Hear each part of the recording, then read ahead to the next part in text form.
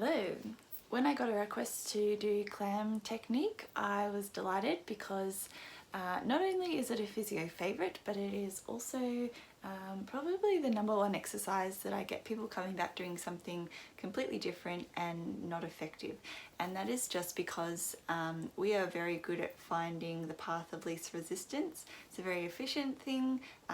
It allows us to keep moving even when we are weak, but in the case of exercises, obviously we want to do it the hard way so we get the maximum strength. So I'll show you how to do the clams with the correct technique and how to troubleshoot if you feel like you're not getting the most out of your clams. Okay, so to set yourself up for the clam, I recommend having a pillow for your head, but you can also have your arm there, under there, and then you want to make sure your shoulder, hip and heel are all in a straight line. So if you had a bird's eye view of me here, you'd see that straight line there between those 3 points. And the next thing I check is that I've got a lift through my bottom waist. So if you think of the mattress commercials where people sag through the waist, they don't have a straight spine, that's what we want to correct. So if I lengthen through my top waist, I get a bit of a lift through my bottom waist, that little cartoon mouse hole kind of thing, and that makes sure our pelvis is stacked in a vertically and where our spine is in a neutral position. And if you aren't in, if you are sort of sunk in through here, often you might not feel your glutes. So that's just something to check if you don't feel like you're feeling your glutes. So get that happening.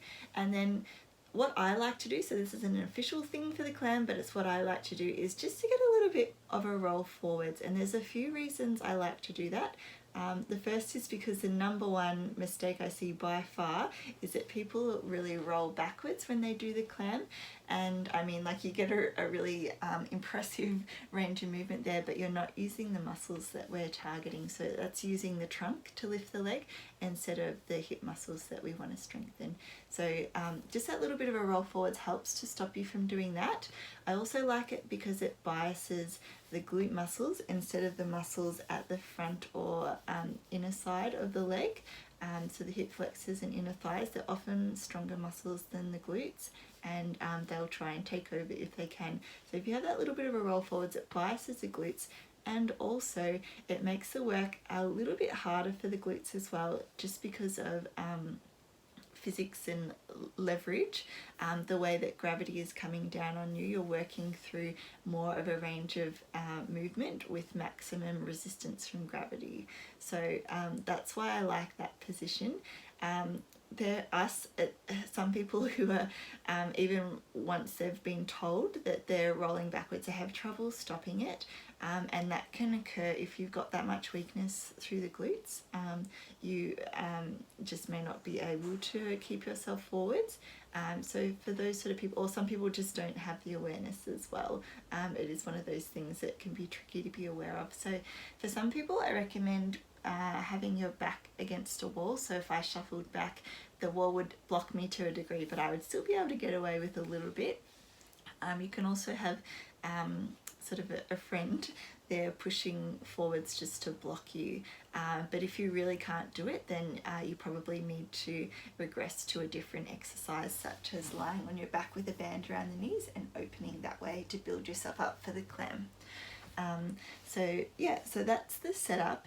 And then just a bit of troubleshooting. So some people still feel like they're getting a lot of thigh happening. So if that's the case, the first thing I'll say is, yeah, really think of making sure this leg is dead, heavy, floppy, just so relaxed, and only thinking of it coming back here at the glutes, that rotation there.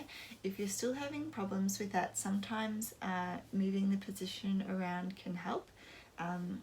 So even though this straight line is our default, we might play around with that. So especially if someone's getting a lot of hamstring working, we'll get them to take their legs a bit further back of the body, and that just puts the hamstrings in a position where it's just a lot harder for them to work, because our muscles like to work within sort of their mid-range of length. They don't like to be in a really shortened or lengthened position. So going back a little bit can help you if you're doing too much hamstring, but also too much thigh as well, the quadricep, because this puts them in a lengthened position that they don't like either. And some people just work a bit better with the legs more forwards of the body, and that's okay as well. if whatever gets the glutes going. And if people are still having a bit of trouble finding the glutes, sometimes I'll encourage a bit of a heel squeeze, so an active squeeze of the heels, as if you're squashing something between them first, just to activate those deep glute muscles, and then add in that lift. And that can be a nice thing to do for everybody, just to make sure we're getting quality muscles working rather than the more superficial like piriformis muscle, which tends to do too much work and can get a bit tight and cause sciatic pain and other things like that. So they are my main tips for the clams. If you've got any other problems with your clams, yell out and I can troubleshoot it with you. Okay, thank you, bye. Excuse the dog. That's probably my first troubleshooting tip, is that when people lie down on the mat, they often find animals or children land on top of them. So if you are having trouble with that, lock them out of the room, or go onto your bed for the exercise.